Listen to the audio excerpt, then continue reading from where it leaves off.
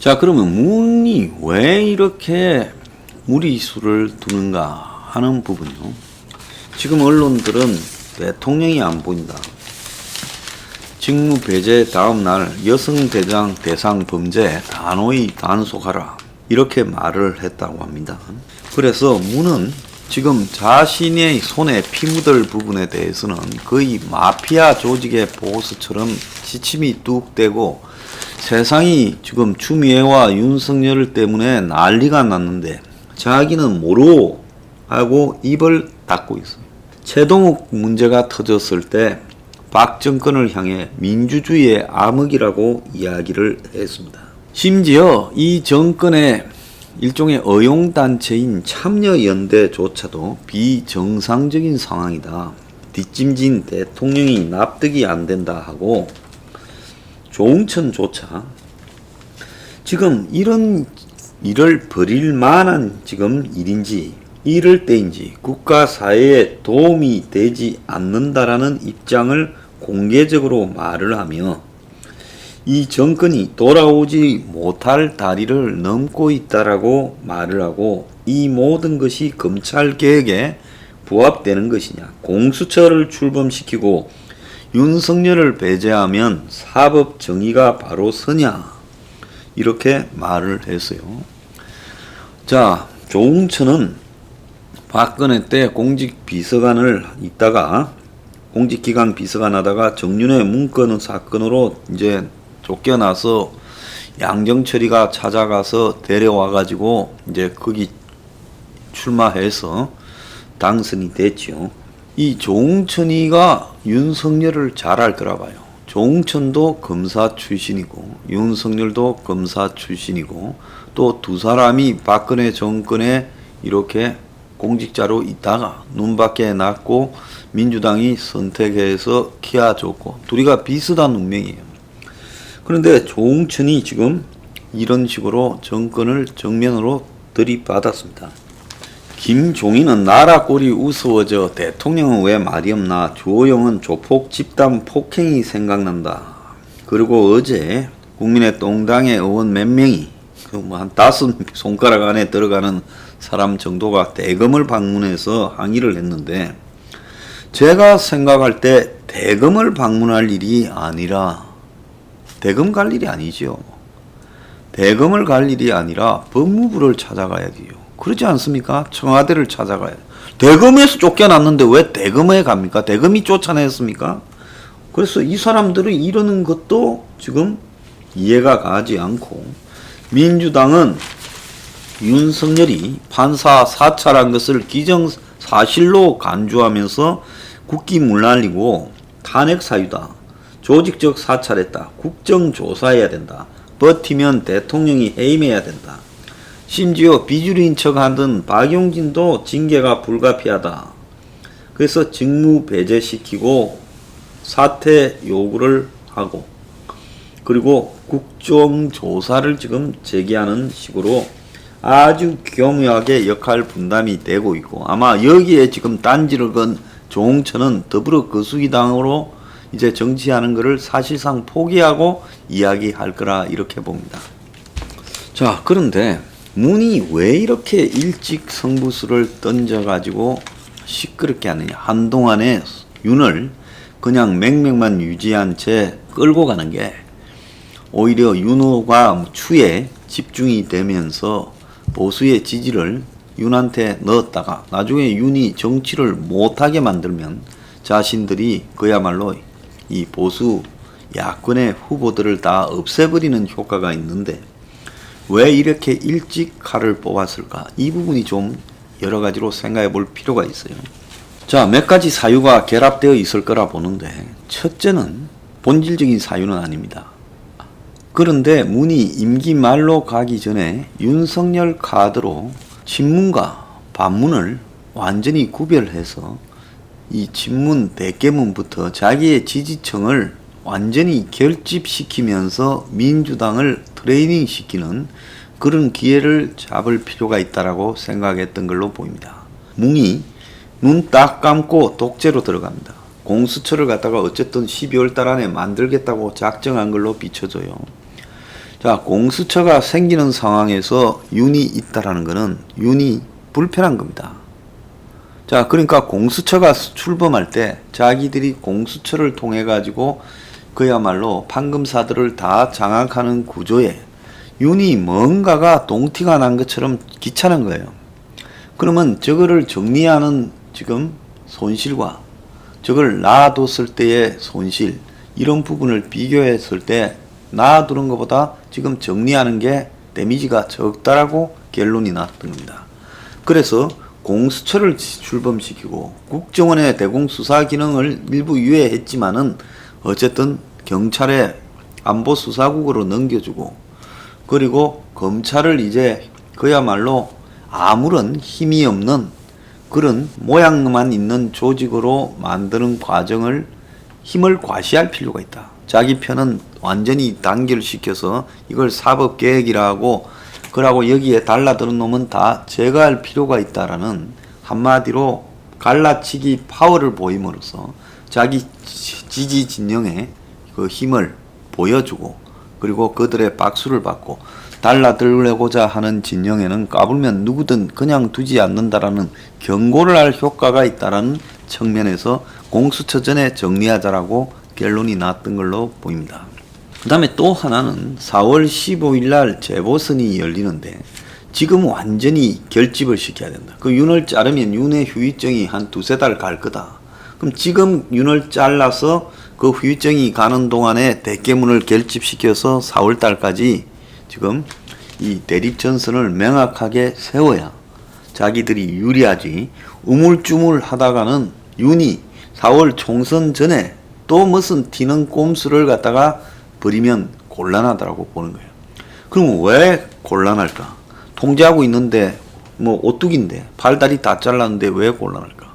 올 겨울을 넘기면서 이자들이 코로나가 대확산되어 가면 아마 문가리가 잘했다라고 하는 가장 높은 지지율이 70% 이상의 지지율을 받고 있는 부분이 코로나 대책입니다. 보건복지 대책을 잘했다. 사실은 안 그런데 지금까지 그렇게 국민들을 속여왔어요. 그런데 올겨울에 코로나가 확 번져버리면 내년 봄에는 문의 지지율이 추락을 해서 20%가 될 수도 있고 30% 초반이 될 수도 있어요. 그러면 그때는 힘이 빠지니까 이 고개를 숙이고 있던 검찰이 공수처가 있어도 반발할 수 있다, 이래 보는 거예요. 그 다음에 올겨울을 지나면서 전월세 파동이 이렇게 심각해지면서 수도권 민심조차도 돌고, 그 다음에 실업자 일자리 부분이 제대로 해결되지 않으면서 IMF 같은 상황이 올 때 국민들이 이렇게 광범위한 저항을 할 수 있다. 자, 그럴 때 이 윤을 놔두면 등 뒤에 마치 언제 찌를지 모르는 칼이 있는 것처럼 될 수 있으니 저 속을 우리가 봤으니까 이제는 제거해야 된다. 이런 계산을 저는 했다고 봅니다. 이 지방선거 관련해서 임박해서 2, 3월에 무슨 칼을 맞으면 그건 매우 심각할 수 있다. 그때는 우리 힘이 지금같이 않는 돌발적인 상황 변화가 많을 수도 있다는 거예요. 그래서 힘이 있을 때 정리하자. 그 다음에 이제 이 마지막 부분은 죄를 저지른 사람은 지가 무슨 죄를 저질렀는지 알아요. 국민들은 그 중에 일부 드러난 부분만 알고 있지요. 라임 옵티머스니 뭐 태양광이니 아모아펜이 우리들 병원이니 신라젠이니 그것도 상당수를 허지부지했고 뭐 울산 선거 부정도 그렇고요. 그런데 저질른 사람은 내가 어디에서 얼마나 헤쳐먹었고 뭔 도둑질을 했고 뭔 비리를 저질렀는지를 깨알같이 다 머릿속에 알고 있지 않겠어요? 그러니까 이게 밤에 잠을 못 자는 겁니다. 도둑놈들은. 그러니까 도둑놈들이 밤에 발을 뻗고 자려면 도둑놈을 혹시라도 잡을 만한 그런 근거들을 다 없애버리고 미리 다 제거해야 된다. 그런 부분이 임기 말로 가면 갈수록 도둑놈들 내부에서 트라우마로 작용해가지고 윤을 정리해버립시다라고 집단적인 일종의 지성이 작용할 수 있다는 겁니다. 그런데 지성이란 말을 붙이는 게 도둑놈의 집단 지성이다. 이거는 좀 어색한 표현이긴 해도 뭐 달리 표현할 말이 없습니다. 그러니까 이 정권은 도둑질을 특정한 권력자 몇 명이 해먹는 게 아니라 권력의 수준에 걸맞게 각자가 자기 몫을 가지고 다양하게 헤쳐먹고 있다고 생각을 하고 있습니다. 그래서 국민들이 모르는 엄청난 비리들이 더 많을 것이다. 이런 부분이 어떤 거는 조금이라도 터져만 나가도 국민들이 어떻게 이럴 수가 할 만한 시한폭탄들이 있을 거라는 겁니다. 그래서 이런 부분이 터져 나오게 되면 이거는 감당 못한다. 특히 윤은 작년 8월부터 검찰총장을 했고 정권 초부터 검찰총장은 아니지만 실질적으로 문무일이가 껍데기고 윤이 중앙지검장으로서 검찰총장을 하면서 일선 수사를 지휘해왔어요. 그러면 북한과의 밀무역 등 문제나 신라젠 문제나 암호화폐 문제나 다양한 형태의 지금 윤의 정보망이 있을 수 있다고 봅니다. 근데 윤이 가만히 있다가 이걸 나중에 지금도 징계 사유가 홍석현이 만났다, 조선의 방 만났다, 뭐 이런 거 아니겠어요? 겉으로는 홍석현이만 이야기하지만 뭐 방 만났다라는 문제도 많이 제기하고 있잖아요. 만약에 이런 부분을 윤이 쓰리쿠션으로 보수 언론에 흘러가지고 둘이 보니까 관계가 있는 것 같아요. 그러니까 윤이 무서운 게 아니라 윤 뒤에 있는 저 음흉한 수를 두는 보수 언론들이 무서운 거예요. 그들에 던져주게 되면 지금 오늘도 보수 언론이 지금 제발 문재인을 마지막 대통령으로 해가지고 조선의 양상훈이 칼럼이 있습니다. 문의 막장극 보며 문재인 개인 넘어 대통령 자리 자체의 환멸을 느낀다. 대통령제 졸업 못하면 문이 차라리 나았다라는 말이 나올 거다. 이 뭔 말이겠어요? 개헌하자 소리 아닙니까? 윤이 조선이나 중앙에다가 뭘 던져줘서 그쪽이 뭘 터뜨리고 일부만 맛배기로. 옛날에도 조선이 보면 아는 걸 다 터뜨린 게 아니라 최순실이의 일부만 터뜨렸잖아요. 그래서 일부만 터뜨리고 남은 거를 가지고 문가리에게 개헌할래 안 할래 협박할 수 있는 상황이 벌어질 수도 있다는 거예요.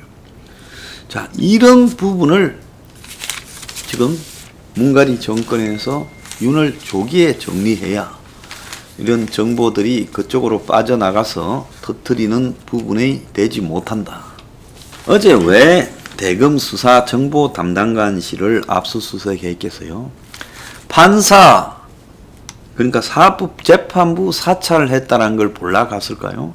이미 뭔 서류를 어떻게 했는지 다 뽑아가지고 가지고 있을 겁니다. 그런데 압수수색한 거는요, 대검의 수사 정보 담당관실 컴퓨터 안에 정권의 비리와 관련된 정보가 뭐가 있느냐. 이게 옛날에 대검에서 항상 범정이라는 걸 두어가지고 옛날에는 이 범죄 정보 수집팀이 있었어요. 낱낱이 권력자의 비리를 상당히 많은 수사관을 풀어가지고 대검 범정이라는 데서 수사관들이요, 국정원 직원처럼 돌아다니면서 정보 수집을 많이 했어. 이만큼 파일을 갖고 있다가 정권 말에 그거 중에 일부를 가지고 권력청에 칼들이 미는 일을 했다는 겁니다. 근데 이 정권 들어서 범정을 사실상 좀 축소 약화시키면서 수사 정보 담당관실 이렇게 만들었는데 여기 안에 문 정권과 관련되는 아킬레스 건들이 다 있을 거다. 그래서 그걸 빨리 압수수색해서 안에 들은 게 뭔지를 우리가 좀 봐야 된다라는 겁니다. 도둑질을 해놓으니까 지 스스로가 불안해서 선방을 치고 나섰다는 겁니다. 그래서 이 정권이 윤이 도대체 뭘 알고 있는가 하는 것을 알고 싶어서 어제 수사정보 담당관실을 압수수색한 겁니다. 그러니까 이 정권은 지금 자기들이 저지른 부분의 수습이 쉽지 않다고 보고 윤의 정보 파악 내용을 지금 두려워해서 윤을 제거하고 또 그것이 밖으로 유출되지 않기 위해 대검 수사 정보 담당관실을 수색했다. 이렇게 보고 있습니다.